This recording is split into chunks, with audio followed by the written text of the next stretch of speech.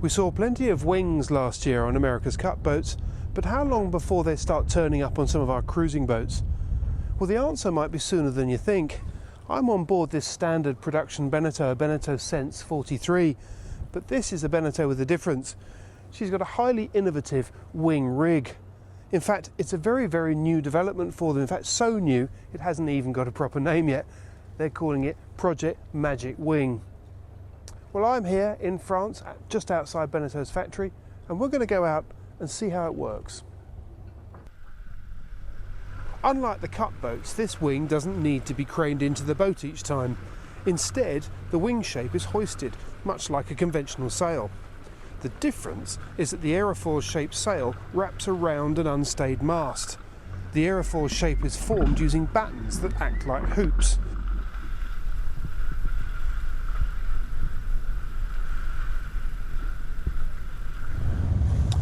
Well, here we are, sail hoisted and sailing. Now, it might have been a bit of a workup actually getting the sail up the mast.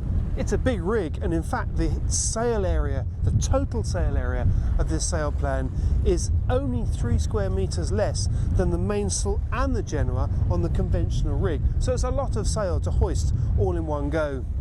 But Beneteau are very aware of this, and in fact you have to remember this is a prototype. So at the moment the main halyard, which is underneath the boom, isn't in exactly the most convenient place, and it is a bit of a workup getting it up. But in the future the plan is to have a captive reel winch mounted inside the boom to make this operation a push button operation. Once the sail's up, it's an incredibly simple rig to handle. Tacking is really easy.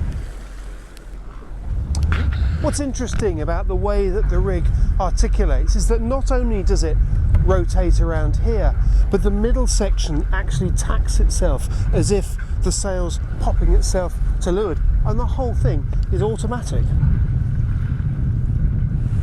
Under sail, she is actually a much easier boat to sail. She's automatic, basically, one sheet on the boom, self-tacking rig, but there are a few differences.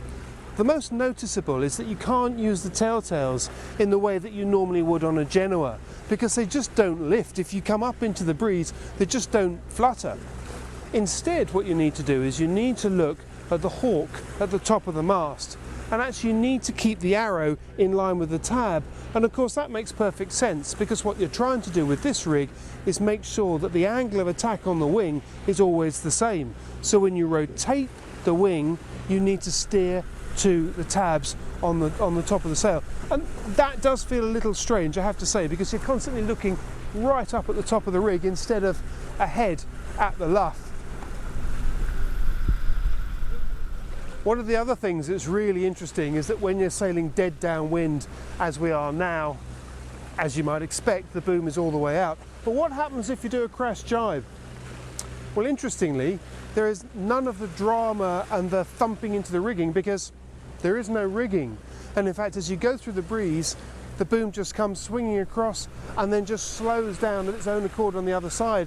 So even just from a safety point of view, it's got quite a lot of things going for it. So could this be the future of cruising sailing? Well, Beneteau think it could be. At the moment this is in development, and they freely admit that it's going to take another 2 years before it actually gets anywhere near mainstream.